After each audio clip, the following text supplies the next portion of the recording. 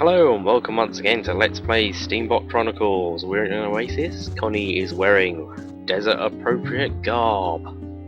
Everything's going swimmingly. See, the caravan got a little bit damaged by the hornets.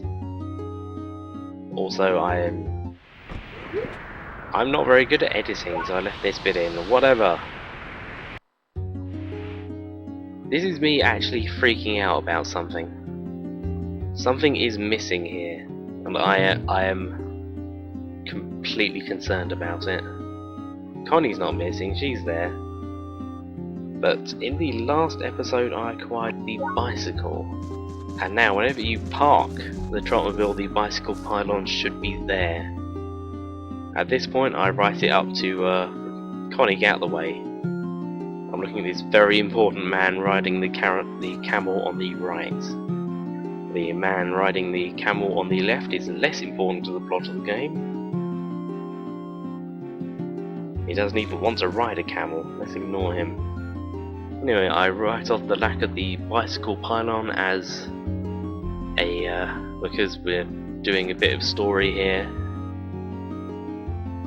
It just hasn't spawned for some reason. I remember it being there in the test run.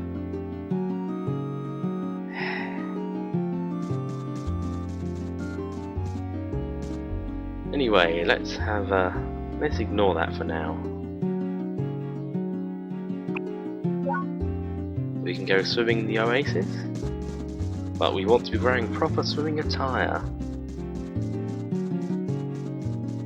This is where the bicycle would have been handy. This is quite a way to go. Not too bad though. Enjoy the lovely relaxing music and my slightly whiny and annoying voice. Like a cheese grater, or a chest. A cheese grater on a blackboard. Well, over here is a few things. It's a fishing pond.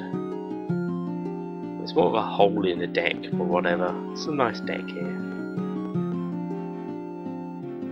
And a boy. Oasis boy. Would like us to buy some fruity soft drinks. Some non-sparkling ones. Telling it like it is, vanilla. Where this house is the start of another side quest without telling us, but this is something you would often miss.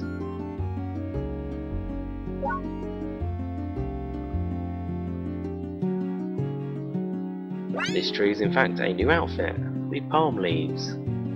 Let's get dressed, or undressed as the case may be, yes. To move the plot on we have to go swimming, and we don't have to take our clothes off to go swimming, but just in case you didn't buy the denim trunks, there's that. That's why they're there. Anyway, it's an old man. It's not explicitly stated, but this is a side quest. This old man starts talking about his brothers.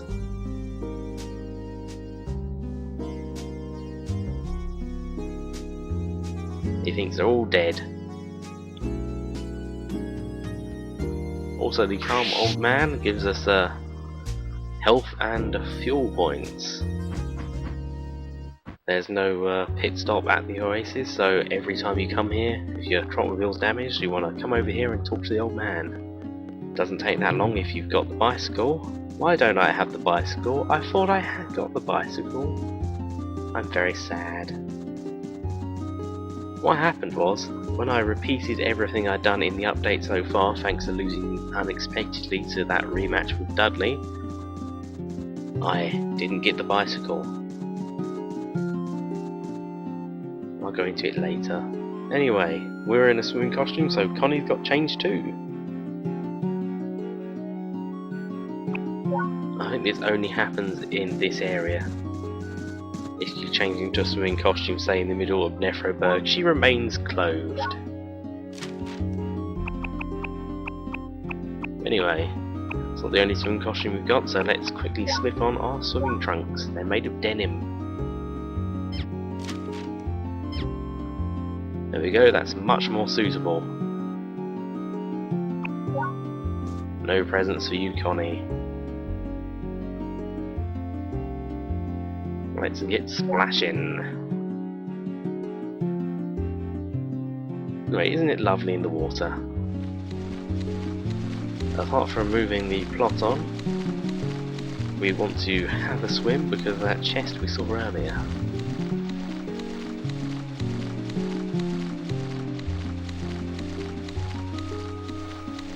It's down here by the dock. We can't actually swim beneath the docks. Also, we can't see those fishes that were mentioned. We can give Oasis boy a good talking to in the water as well.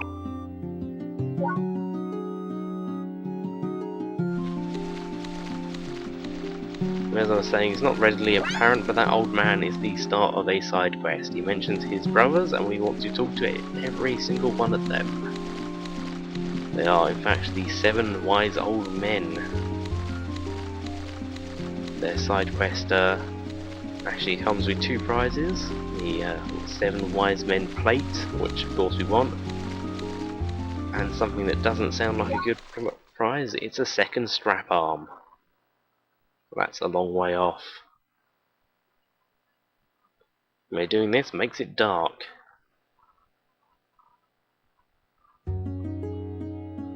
Now this bit stumped me for a while. When I was initially playing, you think, oh, I'll go to bed. Also, I need food. Delson's talking in his speak. He's sleeping in his talk. That's what he's doing. You think it's night time, everybody's in bed. Let's lie down on my thing, my mat. Go to sleep. But you have no option to. You do have the option to eat, so let's go do that. Start cutting that out because that's really annoying. What you have to do is go over here and it starts a cutscene. This is the time where Vanilla gets to stand on his own and waffle to himself about his amnesia and whatnot. Or less about his amnesia and more about his actions that he's taken since his arrival in Nephroburg. Also, it's not acceptable to rob people, even if you really want to build a rocket and go to the moon. I'm sorry, but that's just the way things are. Okay, I'm going to apologise here. What my copy of this game has is what can only be described as a mild scuff. And this hasn't been a problem so far, but this particular scene here is full of audio errors. If we can make it to Happy Garland tomorrow, I think it'll be okay. And things of that nature. I was thinking, could I maybe ask you questions about yourself? Some of it's alright. Jog your memory. Some of it's less good. I'm hoping to either acquire ask me anything. a disc cleaning mechanism okay. or What a kind of replacement food? disc. That might not be for a while, so sorry. Haven't had any problems since, it's just this one cutscene. Now this section of the cutscene isn't actually voiced, usually, but there are bits of the cutscene later that are voiced, but no voice happens, because it's having trouble reading them, I guess. Also, these characters look really weird when they're sitting, they just don't look like they're the right shape. They're not bending right. Vanilla looks like he's got a pot belly. I wanna. Oh, don't you start too, Vanilla. Huh? Okay.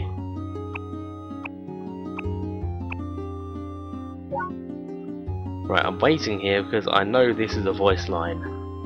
Vanilla's got his mouth open. He's waiting to speak, but it's just not working.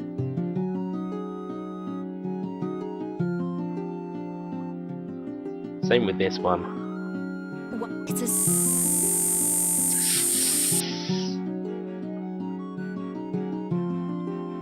This is actually some plot critical information that's happening here. That's the pendant. I know I've seen it before. That's the one Mallow used to wear. Mallow. It's an important name, the first time we've heard it. If you watch the tutorial, you'll now have a good idea of who this Mallow character, or at least looks like. Not much thought. I see. Mallow. Mallow. He's the son of a well-known doctor. You could say he was a friend of ours. He picked on Dandelion and Chicory a lot, though. There's that Chicory guy again. Who's Chicory? Yes, who is Chicory? Chicory is... he's a friend. Who's Dandelion? Chicory's older brother. He also used to lead the Garland Globetrotter. Not to be confused with Charlie the Baker. He owns an instrument workshop near Happy Garland. I See heard that all Mallow the went to study speakings abroad. there. Nobody's heard from him since. Might just take a while Let's for them not to talk finish. about that. Hey, did you get a chance to practice that song I gave you? You play and I'll sing, okay? It'll be fun. We told her we did earlier, so this happens automatically. We get a choice of instrument, we want to go with the trumpet because the trumpet is the easiest thing to play in the game. This will be my standby for all actual ranked concerts and what have you. See, the trumpet is controlled with only the left stick. Your position relative to height sets the bar. Directly upwards is the highest, directly downwards is the lowest, and either directly left or right is the medium setting. Later songs will have more complicated levels, as it were. You don't have to be completely precise. You'll get a good rating if you're 1 or 2 blocks off. Your main risk here is your thumb slipping off the PlayStation 2's analog stick. I don't know what it is about the PlayStation 2's analog stick, but my finger just doesn't stick to it. Anything that requires a lot of precise and complicated movements just ends up with my thumb drifting off. Not quite as bad as the GameCube's nipple C stick though. My finger just won't stay on that. The slippery nipple. Well, as I said, this is the easiest instrument to play in the game, so we'll be using it a lot. I'll show off at least the a bit of busking with the other instruments in the game, but there's really no reason to use anything harder than this. This isn't exactly Guitaru Man or Rock Band 3.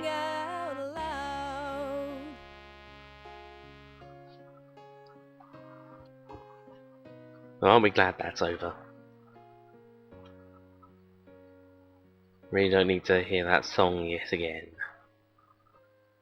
We will be hearing that song yet again quite a lot. Not sure what's going on here. The song's over. There's no music.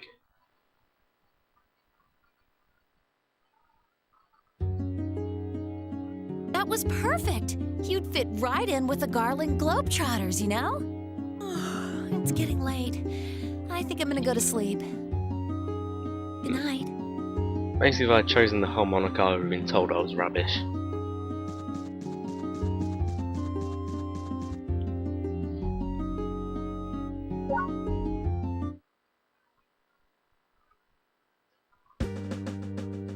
Our first trek into the desert has been surprisingly uneventful so far.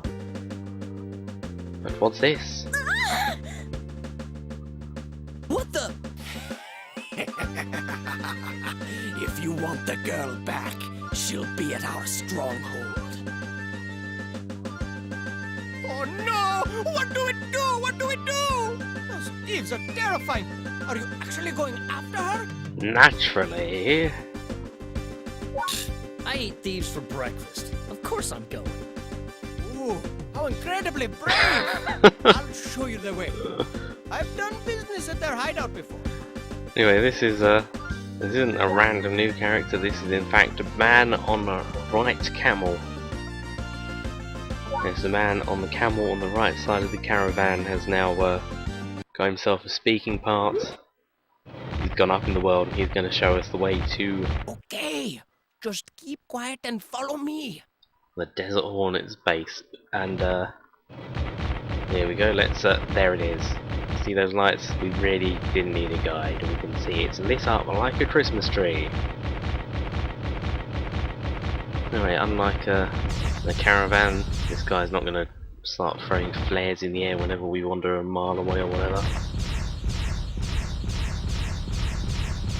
No, we want to get over here as quickly as possible because it's tedious. Nothing's happening. Once we get close enough, however... There. Some desert hornets are coming out to meet us. 3 wasp type robots. Trotmobiles. That Trotmobile chassis took half that one's health off. Right, let's have a closer look at these guys. We didn't really get to see them much last time because I was in a hurry. Their attacks are very, very deadly. They're fast, they run away a lot. They can take quite a bit of damage actually. They're certainly a step up from the killer elephants in that regard. Their ranged attacks, well, I say ranged, they don't have that much range.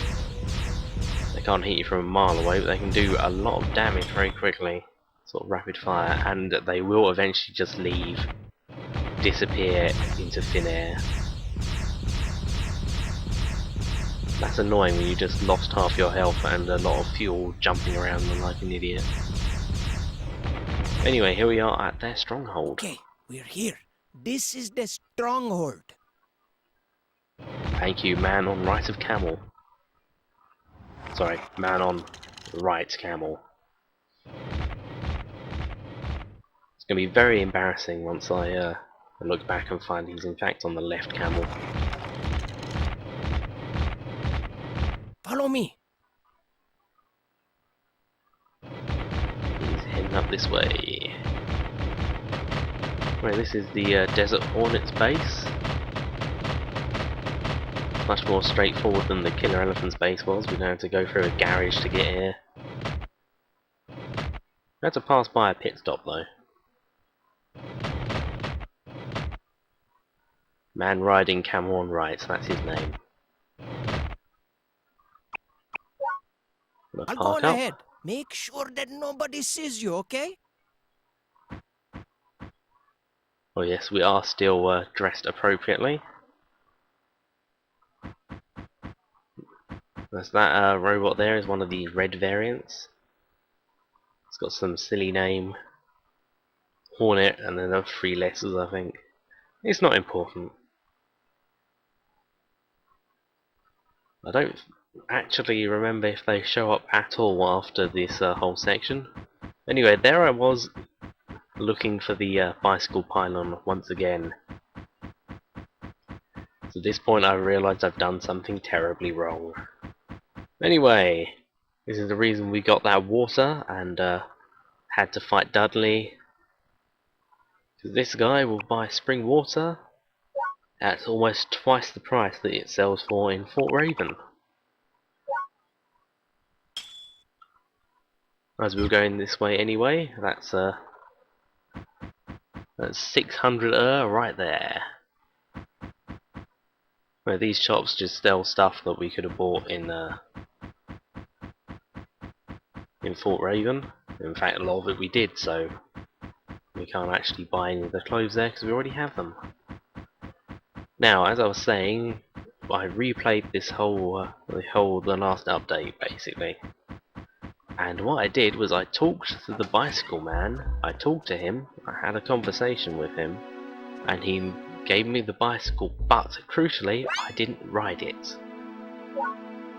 So, apparently you have to actually get on the bicycle for it to become something that happens.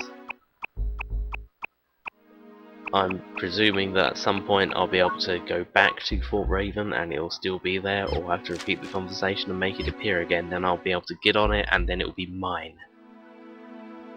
But for the foreseeable future, I do not have the bicycle, and that is a really, really sad thing. That is the worst thing that could possibly have happened.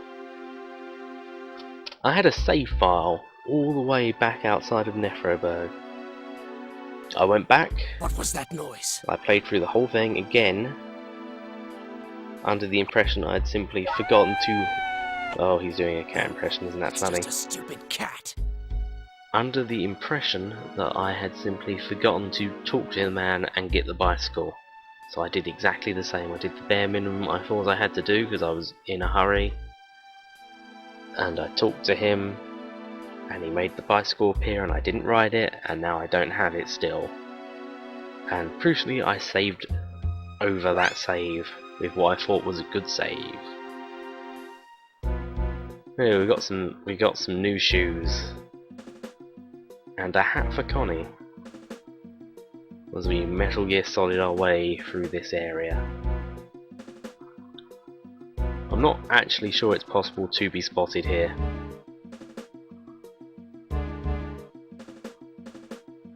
I mean, they can't see this. There's a basically naked man just crawling along the floor next to them. Obviously very engrossed in their game of chess. But whatevs, we're through. Huh, you got a lot of guts trying to sneak in here. Cliffhanger ending, bye.